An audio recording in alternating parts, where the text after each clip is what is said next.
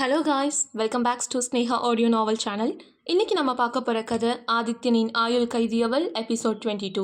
வாங்க கதைக்குள்ளே போகலாம். கேபின் கதவு அதிரடியாக திறக்கப்பட்ட அந்த சத்தத்தில் வினயின் நெஞ்சோடு சாய்ந்திருந்த தாரணி சட்டென்று யதார்த்தத்திற்கு வந்தாள். வினயின் வலுவான பிடியிலிருந்து தன்னை விலக்கிக் கொண்டு படபடக்கும் இதயத்துடன் வாசலை நோக்கி திரும்பியவளுக்கு அங்கே நின்றிருந்த நபரை கண்டதும் அதிர்ச்சியுள் இரத்தம் உறைவது போல் இருந்தது. அப்படி அங்கே நின்றிருந்தது வேறு யாரும் அல்ல, அது ஆதிதான். அவனது கண்கள் வழக்கத்திற்கு மாறாக கோபத்திலும் ஏதோ ஒரு பெரிய தேடலின் தீவிரத்திலும் சிவந்திருந்தன. கேபினுக்குள் வினயும் தாரணியும் இருந்த நெருக்கமான நிலையை அவன் பார்த்த விதம் தாரணியை அப்படியே குற்ற உணர்ச்சியிலும் பயத்திலும் கூசி போக வைத்தது. ஆதி சார் என்ற தாரணியின் குரல் தொண்டைக்குள்ளேயே உறைந்தது. நேற்றிரவுதான் அவளிடம் கராராக பேசி வினயிடம் அனுப்பிய ஆதி இப்போது இங்கே இந்த கோலத்தில் நிற்பதை அவளால் நம்ப முடியவில்லை. ஆனால் ஆதியின் பார்வை தாரணியின் மீது நிலைக்கவில்லை. அவனது முழு கவனமும் வினயின் மீதுதான் இருந்தது. வினய் தன் சட்டை காலரை லேசாக சரி செய்து கொண்டு முகத்தில் படர்ந்திருந்த கோபத்தை மறைத்து ஒரு அலட்சியமான புன்னகையோடு ஆதியை பார்த்தான். என்ன மச்சான், கதவை உடைக்காத குறையா இப்படி உள்ள வர? இந்த வினய் கம்பெனியோட சிஓ கேபினுக்குள்ள வர உனக்கு அப்பாயின்மெண்ட் தேவையில்லை தான், ஆனால் அதுக்காக இப்படியா என்றான் வினய் தன் குரலில் நக்கலை தூவி. ஆதி வினயை நோக்கி வேகமாக நடந்து வந்தான். அவனது கைகள் இடுப்பு பகுதியில் ஏதோ ஒன்றை மறைப்பது போல் இறுக்கமாக இருந்தன. தாரணியை ஒரு பொருட்டாகவே மதிக்காமல் வினயின் மேஜைக்கு மிக அருகில் வந்து நின்றவன் தாழ்ந்த ஆனால் மரண பயத்தை ஏற்படுத்தும் குரலில் பேசினான். வினய், எனக்கு இப்போ பிஸ்னஸ் பேச டைம் இல்லை. மதுராவை கடத்தின அந்த கேங்ஸ்டரோட ஆளுங்க நேற்று நைட்டே என்கிட்ட மாட்டிக்கிட்டாங்க. ஆனால் அவங்கக்கிட்ட இருந்து நான் வாங்கின மொபைலில் கடைசியாக வந்த கால் உன்னோட இந்த ஆஃபீஸ் லேண்ட்லைன் நம்பரில் இருந்து தான் வந்திருக்கு என்று ஆதி சொன்ன வார்த்தைகள் அந்த ஏசி அறையின் குளிரையும் தாண்டி தாரணிக்கு உடம்பெல்லாம் வேர்க்க வைத்தது. அங்கு வினயின் முகத்தில் இருந்த புன்னகை சற்றென்று மறைந்தது. அவனது கண்கள் சுருங்கின. ஆதி, நீ என்ன பேசிட்டு இருக்கன்னு உனக்கு புரியுதா? என் ஆஃபீஸில் இருந்து அவனுக்கு கால் போச்சா என்று கேட்க, ஆமாம் வினய், உன்னோட பிஸ்னஸ் நெட்வொர்க்கில் எனக்கு தெரியாமல் ஏதோ ஒரு தப்பு நடக்குது. இல்லைனா நீ எனக்கு தெரியாமல் ஏதோ பெரிய கேம் விளையாடுறியா? எனக்கு இப்போவே அந்த கால் ஹிஸ்ட்ரி டீட்டெயில்ஸ் வேணும் என்று ஆதி தன் கையில் இருந்த மொபைலை மேஜை மீது தூக்கி எறிந்தான். அந்த மொபைல் கேஸின் ஓரத்தில் காய்ந்து போயிருந்த இரத்தக்கரையை தாரணி இப்போது தெளிவாக பார்த்தாள். அவளுக்கு தலை சுற்றுவது போல் இருந்தது. இங்கே இவ்வளவு பெரிய புயல் வீசிக்கொண்டிருக்க வினயோ தாரணி பயந்து போய் நிற்பதை கவனித்தான். அவன் ஆதியை பார்த்து, ஆதி, முதல்ல கூல் டவுன். இது என் ஆஃபீஸ், இங்கே ஸ்டாஃப்லாம் இருக்காங்க. பர்சனல் விஷயத்தை ஆஃபீஸில் வச்சு கத்தாது என்று கராராக கூறினான். பின் தாரணியை பார்த்து, மிஸ் தாரணி, நீங்கள் கிளம்பலாம். இந்த டிசைன் ஆல்ட்ரேஷன்ஸை நான் சொன்ன டைமுக்கு முடிச்சுட்டு வாங்க. மற்ற விஷயத்தை நான் ஆதிக்கிட்ட பேசிக்கிறேன் என்றான் வினய். அவனது பயத்தை போக்க நினைக்கும் ஒரு மெல்லிய ஆதரவு அவன் குரலில் இருந்தது. தாரணிக்கு அங்கே ஒரு நிமிடம் கூட நிற்க தோன்றவில்லை. ஆதியின் இந்த விஸ்வரூபமும் வினய் மீதான பழியும் அவளை நிலை குலைய வைத்திருந்தன. ஆதியை பயத்துடன் ஒரு பார்வை பார்த்துவிட்டு தன் ஃபைல்களை அள்ளிக்கொண்டு அந்த அறையை விட்டு வேகமாக வெளியேறினாள். பகலின் வெளிச்சம் ஜன்னல் வழியே அறைக்குள் பரவியிருந்தது. இங்கே மதுராவின் மனதிற்குள் இருந்த இருள் விலகவில்லை. காலை முதலே அவளது நெஞ்சு படபடவென அடித்து கொண்டது.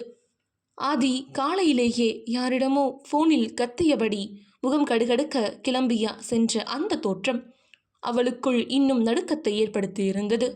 அது மட்டுமில்லாமல் ஆதியின் கைகளில் பார்த்த அந்த இரத்தக்கரை, அவனது மர்மமான மௌனம் எல்லாம் சேர்த்து அவளது சிந்தனையை குடைந்தெடுத்தது. ஆதி ஏதோ பெரிய உண்மையை மறைக்கிறார், அதை நான் தெரிஞ்சே ஆகணும் என்று தனக்குள் முணுமுணுத்தவள் மெதுவாக கட்டிலை விட்டு எழுந்து ஆதியின் தனிப்பட்ட அறையை நோக்கி நடந்தாள். அவளது கால்கள் பயத்தில் நடுங்கினாலும் உண்மையை அறியும் துடிப்பு அவளை முன்னோக்கி தள்ளியது. அவள் ஆதியின் அறைக்கதவை மெதுவாக திறந்து உள்ளே நுழைய போக அந்த வினாடி, அம்மா, மதுராமா, இங்கே என்ன பண்றீங்க என்ற குரல் கேட்டு திடுக்கிட்டு திரும்பினாள். அங்கே கையில் துடப்பத்தோடு நின்றிருந்தாள் வீட்டு வேலை செய்யும் லட்சுமி. மதுரா தன் பதற்றத்தை மறைத்து கொண்டு இதழில் ஒரு போலி புன்னகையை வரவழைத்து கொண்டாள். அது அது வந்து லட்சுமிமா, ஆதி அவசரமாக கிளம்பும் போது ஏதோ ஃபைல் மறந்து வச்சிட்டாரா, அதான் தேடலான்னு வந்தேன் என்றாள் குரலில் நடுக்கம் தெரியாமல். அப்படியாம்மா, தம்பி எப்பவும் காலையில் அவசரமாக தான் கிளம்பும். உங்களுக்கு ஏதாச்சும் வேணுமா, நான் தேடி தரட்டுமா என்று லட்சுமி விசுவாசமாக கேட்க, ஐயோ வேண்டாம் அக்கா, நானே பார்த்துக்கிறேன், நீங்கள் போய் வேலையை பாருங்க என்று மதுரா அவசரமாக மறுத்தாள். லட்சுமியும் சந்தேகப்படாமல் தலையசைத்துவிட்டு அங்கிருந்து நகர மதுரா நிம்மதி பெருமூச்சு விட்டாள். லட்சுமி சென்றதும் மதுரா ஆதியின் அறைக்குள் நுழைந்து கதவை லேசாக சாத்தினாள். அந்த பிரம்மாண்டமான அறை அவளுக்கு ஆதியின் கம்பீரத்தை நினைவூட்டியது. ஆனால் எப்போதும் நேர்த்தியாக இருக்கும் ஆதியின் அறை இன்று முற்றிலும் கலைந்து கிடந்தது. கட்டிலில் போர்வையும் தலையணைகளும் அங்கும் இங்கும் சிதறி கிடந்தன. படுக்கை அத்தனை குப்பையாக இருந்தது. இதுவே ஆதியின் மனக்குழப்பத்தை அவளுக்கு பறைசாற்றியது. மேஜை மீது சில பேப்பர்கள் சிதறி கிடந்தன. மதுரா அறையின் ஒவ்வொரு பகுதியையும் தன் கூர்மையான கண்களால் ஆராய்ந்தாள். அப்போது ஜன்னல் வழியே வீசிய பலத்த காற்றில் அவளது தலைமுடி கலைந்து முகத்தில் விழ, அதை சரி செய்யும் போது அவளது காதில் இருந்த தோடு கழன்று டக் என்ற சத்தத்துடன் தரையில் விழுந்து உருண்டது. அது நேராக அங்கே இருந்த லெதர் சோஃபாவின் அடியில் சென்று மறைந்தது. ச்சே, இப்போ இது வேற என்று சலித்து கொண்ட மதுரா முழங்காலிட்டு தரையில் அமர்ந்து தன் கையை சோஃபாவின் அடியில் விட்டு துழாவினாள். அவளது விரல்கள் தரையை துடைத்து தேடிய போது தோடுடன் சேர்த்து ஏதோ ஒரு கனமான தோல் உறை போட்ட புத்தகம் அவளது கையில் தட்டுப்பட்டது. தோடு கைக்கு கிடைத்தாலும் அந்த புத்தகம் அவளது கவனத்தை ஈர்த்தது. அது மிக ரகசியமாக ஒளித்து வைக்கப்பட்டது போல் இருந்தது. மதுரா விடாமல் தன் கையை இன்னும் கொஞ்சம் உள்ளே நுழைத்து மிகுந்த சிரமத்திற்கு பின் பலமுறை முயற்சி செய்து அந்த புத்தகத்தை வெளியே இழுத்தாள். அது அது ஆதியின் தனிப்பட்ட டைரி. அதன் மேல் ஏ என்ற எழுத்து தங்க நிறத்தில் பொறிக்கப்பட்டிருந்தது. அதை கையில் ஏந்திய மதுராவின் இதயம் வேகமாக துடிக்கத் தொடங்கியது. ஒருவரின் தனிப்பட்ட டைரியை படிப்பது தவறு என்று அவளது உள்மனம் தடுத்தாலும் அதை திறக்கலாமா வேண்டாமா என்று அவள் பெரிதும் தயங்கினாள். ஆனால் ஆதியின் இரகசிய குணம் அவளது தயக்கத்தை உடைத்தது. எனவே அதை திறந்து மெதுவாக அதன் பக்கங்களை புரட்டினாள். ஆரம்ப பக்கங்களில் ஆதியின் வாழ்க்கையை பற்றி எழுதப்பட்டிருந்தன. ஆனால் டைரியின் நடுப்பகுதியில் மதுராவின் கண்கள் அப்படியே உறைந்து போயின. அங்கே ஆதி மேக்னாவை பற்றி எழுதியிருந்தான். அவளது அழகை பற்றியும் அவள் ஆதியிடம் தன் காதலை வெளிப்படுத்திய விதத்தை பற்றியும் அத்தனை வர்ணனைகளோடு ஆதி எழுதியிருந்தான். மதுரா மூச்சடக்கி கொண்டு அந்த பக்கங்களை வாசிக்கத் தொடங்கினாள். அப்போது ஆதி மேல் படிப்புக்காக வெளிநாட்டில் படித்து கொண்டிருந்த காலம். அங்கே அவனுக்கு நெருங்கிய தோழியாக அறிமுகமானவள்தான் மேக்னா. மேக்னா அசாத்திய அழகு கொண்டவள். ஆதியின் அமைதியான குணத்திற்கு நேர்மாறான சுட்டி பெண். ஒரு கட்டத்தில் மேக்னாவுக்கு ஆதியின் மீது காதல் மலர்ந்தது. அவள் தன் காதலை ஆதியிடம் மிக அழகாக உருக்கமாக வெளிப்படுத்தினாள். ஆனால் ஆதியோ அப்போது தன் படிப்பு மற்றும் லட்சியங்களில் மட்டுமே கவனம் இருந்ததால் அவளது காதலை மென்மையாக மறுத்துவிட்டான். அதன் பின் வந்த புத்தாண்டு இரவு. அங்கே பெரிய கொண்டாட்டங்கள் நடந்து கொண்டிருந்த வேளையில் மேக்னாவிடம் இருந்து ஆதிக்கு ஒரு அவசர அழைப்பு வந்தது. அவள் ஏதோ ஒரு பெரிய ஆபத்தில் இருப்பதாக கூற ஆதி பதற்றத்தோடு அவளது அபார்ட்மெண்ட்டுக்கு ஓடினான். ஆனால் அங்கே சென்ற ஆதிக்கு அதிர்ச்சி காத்திருந்தது. மேக்னா எந்த ஆபத்திலும் இல்லை. ஆதி மீது பைத்தியமாக இருந்தவள் ஆதியை தன் காதலை ஏற்குமாறு மீண்டும் வற்புறுத்தினாள். ஆதி இப்போதும் தன் முடிவில் உறுதியாக இருந்து மறுக்கவே ஆதியின் கண் முன்னாடியே வெறிப்பிடித்தவள் போல் ஓடிச் சென்று அந்த 15வது மாடி பால்கனியில் இருந்து கீழே குதித்தாள். அந்த கொடூரமான விபத்தில் இருந்து பல போராட்டங்களுக்கு பிறகு பலத்த காயங்களுடன் மேக்னா உயிர் பிழைத்தாள். ஆனால் அவளது இந்த விபரீத முடிவும் அவளது காதலின் தீவிரமும் ஆதியை உலுக்கி போட்டது. அவளது இந்த நிலைக்கு தான் காரணம் என்ற குற்ற உணர்ச்சியுள் வெந்து போயிருந்த ஆதி டைரியின் கடைசி வரிகள் எழுதியிருந்தான்.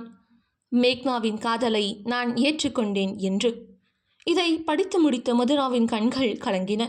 நெஞ்சுக்குள் ஏதோ ஒரு பாரம் வந்து அமர்ந்து கொண்டது போல் இருந்தது. மேக்னா ஆதியை உயிர்க்கு உயிராக காதலித்திருப்பது உண்மைதான். ஆனால் அவளது காதல் ஒரு பிடிவாதம் நிறைந்தது, ஆபத்தானதும் கூட. காதலை மறுத்தால் உயிரை மாய்த்து கொள்ள துணியும் மேக்னா ஆதியின் கம்பீரமான அமைதியான குணத்திற்கு எவ்விதத்திலும் பொருந்த மாட்டாள் என்பதை மதுரா தெளிவாக உணர்ந்திருந்தாள். அப்போ ஆதியோட வாழ்க்கையில இப்படி ஒரு கடந்த காலம் இருக்கா?